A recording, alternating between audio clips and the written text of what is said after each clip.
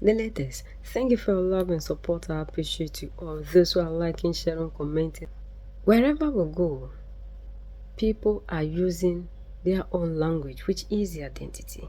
Today, as Africans, we cannot say we want to move forward, yet we are holding on to other things. We don't even know what we are made of. There are a lot of homes that you enter today in Africa that are thinking that the colonizers' language is the best, and for that matter, they leave the African languages because when you speak it, they see you to be inferior and civilized. Even the leaders in our parliaments are going after the colonizers' accent and not what they are supposed to be doing. This our brother is asking us if truly we want to move forward as Africans. We can never say we want to develop as Africans, yet we are holding on to other people's language.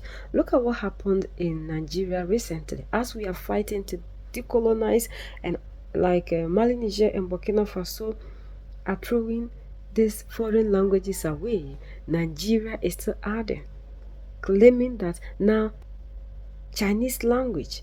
What does Chinese language got to do with Africans? Is this what we need to progress? Other people are still holding on to other languages. And as we are fighting for the Swahili language to be a language that we'll all be speaking in Africa, others are dumping it for French and colonizers' languages. Because even these our politicians are still mentally colonized. They don't know what they need to be doing at what point in time, and that is why these people love them. Has found out that the water ships the copper deposits into the water bodies, and it's the same water body that is used as drinking water. Mr. Speaker, I think this is a disaster that could cause an extinction of an entire community. As a matter of emergency. Then it needs to speak the common English of Uganda. We are tired of this, they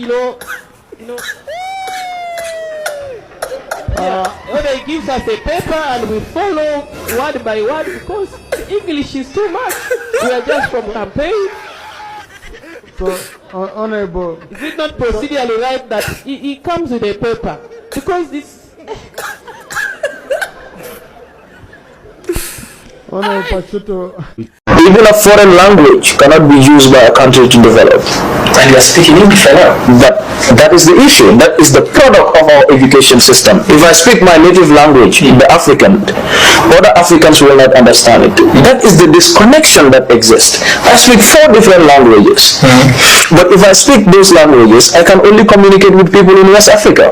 So are you saying that we can be able to develop with that kind of ethnic diversity, different languages, then what we used to communicate? Are we heading back to side language, barter trade back in the days? No, but I think, we live in a very advanced world whereby English that we are speaking today is not a traditional language in Africa. It was introduced, programmed with strategies. To some extent, we all adapted. Can't we do the same? Or is there anything that exists as these are the people who knows it all and they do it all, and some individuals don't and they cannot do it? In Swahili, for instance, there is a progress in East Africa where so many countries now have adopted it as official language. It is being taught in schools, and that is empowering the young people in believing in a language. Language is very important. A Chinese can become a doctor without being able to speak English and French. And that is not possible for a Nigerian, not possible for even a Rwandan, not even possible for a Gambian. That is the wrong that we are talking about in the education system. So we have to be able to produce individuals with skills, with knowledge, with everything, relying on our realities. And that the first step in that is changing or designing the curriculum that fits the African purpose. With African languages that can be generalized within the continent, where people try to embrace them bit by bit. But without that, our call can never be realized. Very true. Do we see some success stories in Africa? Sure, there are. We just talked about Rwanda, for instance. We have seen what is going on in Mauritius. We have seen other countries like in Kenya. We have seen countries like in South Africa, and etc. Even though if you analyze most of them in depth, you come to realize that they also have like few lapses in some of their models and etc. Some of them are still trapped with foreign aid, with debts, loans, from Bretton Woods institutions like the IMF, the World Bank. We've seen recently how Chinese are using their financial, strength to more of recolonize African countries, as a result of the little finance that they're giving us, using paper money in exchange with our valuable resources. We have these problems, but it doesn't mean that we can't fix it. We can fix it. We just have to look inward. We have to start looking down, because relying on the West has not solved the problem. And Garvey said one thing that was very important. Any leadership that teaches you to rely on another race for survival, that leadership will enslave you. Osman, we've been reading this great book with you, The Post-Development Reader, and present something like a mainstream media propaganda. How do you support that? Thank you so much. I think that is the work of Majid and Victoria, which is a very good work in development studies. But basically, if you look at the mainstream media, it operates in a way that way before the publication of this very book, in fact, it has ever been there. And that is the beauty of academic, because they can always look into things that happen in our societies and come up with solution to it. I will recommend every development student to automatically visit this very literature.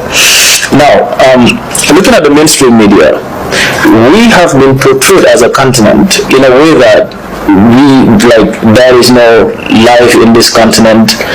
The continent is not developing. It is looked at as a continent that only has poverty in it.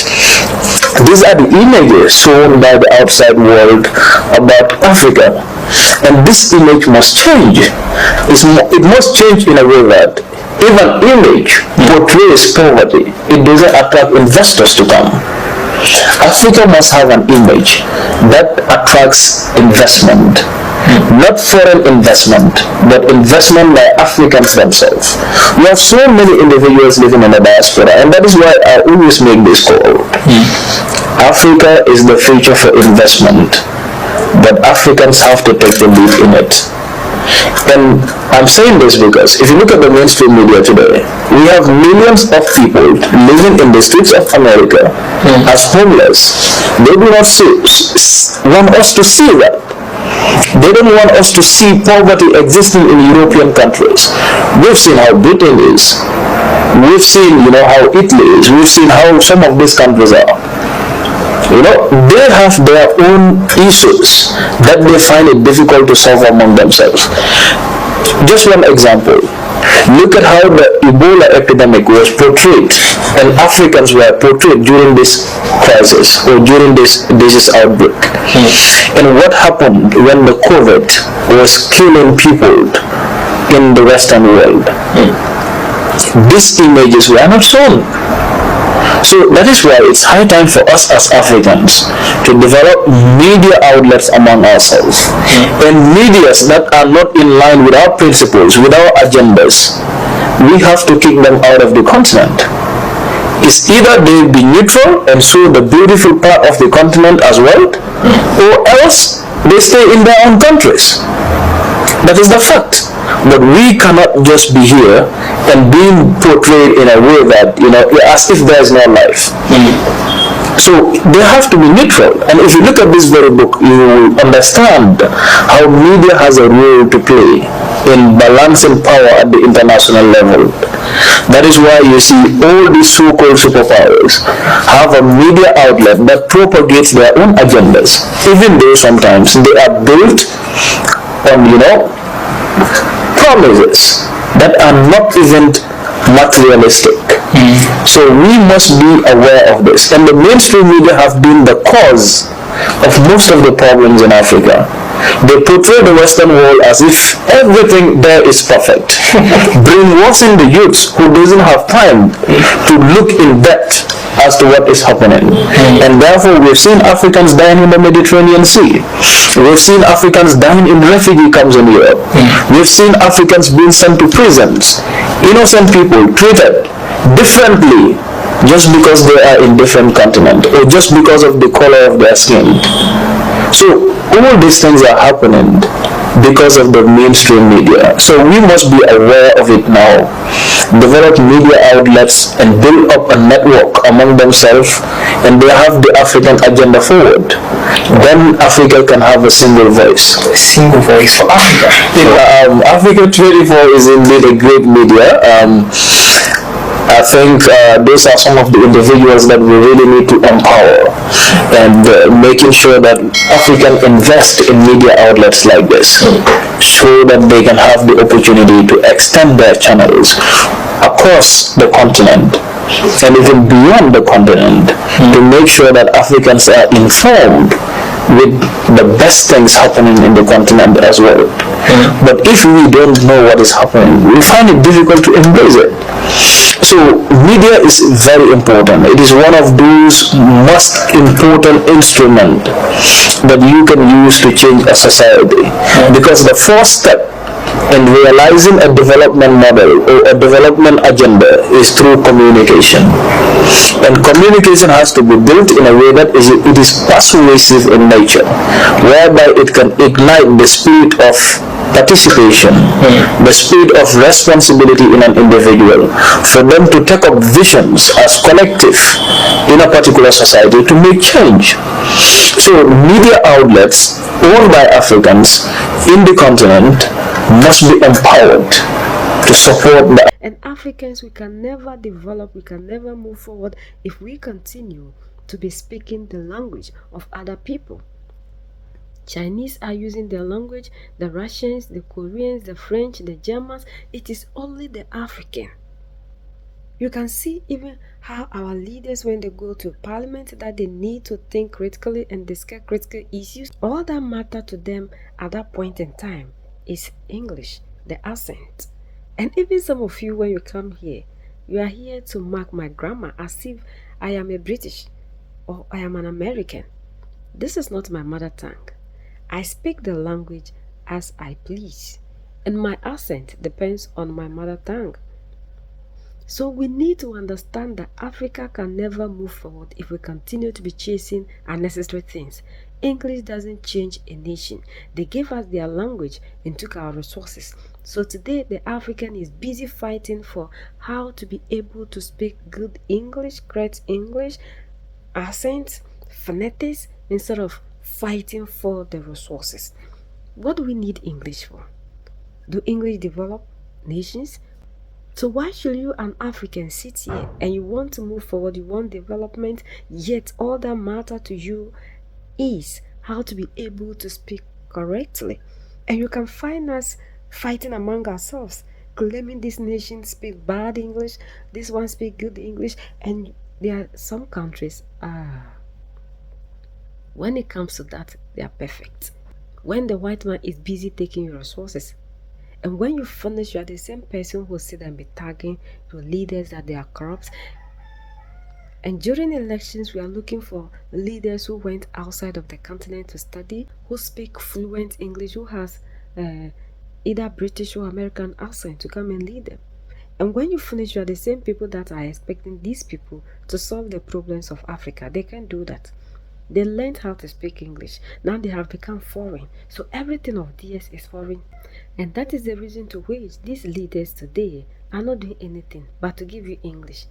Because they understand that you love the language than even development. So always they find means and ways to come on TV to speak to you, because that is what you want. They have to give you the English that you are looking for. So if we don't put a stop to all these things and go back to what makes us Africans and hold on to our languages, there's going to be a problem.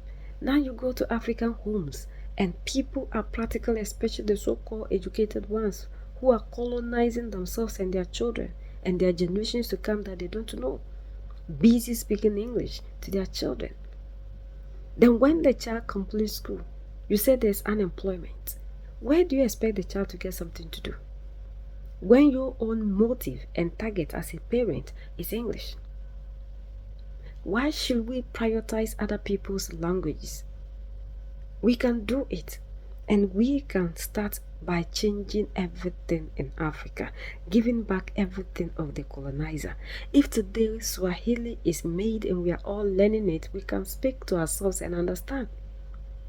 Why is it that it is only the African that has to always wash his or her dirty clothing outside? Because we can't even speak in a different language that now all of us can understand. But we can train a generation that will come to be able to do that, so that gradually this English, French, and whatever German will fade out of the system.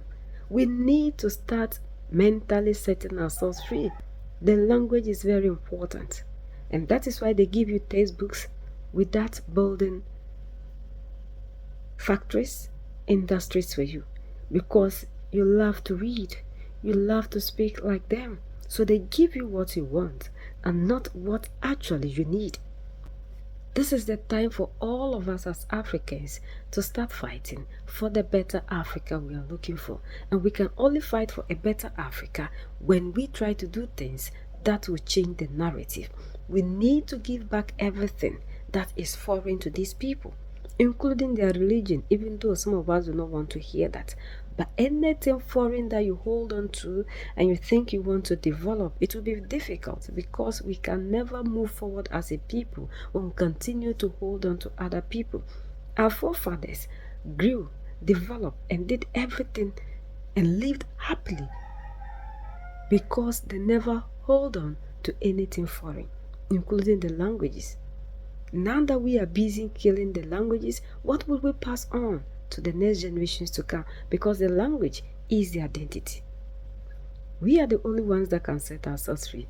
United we stand, divided we fall, and united we keep standing forever and ever.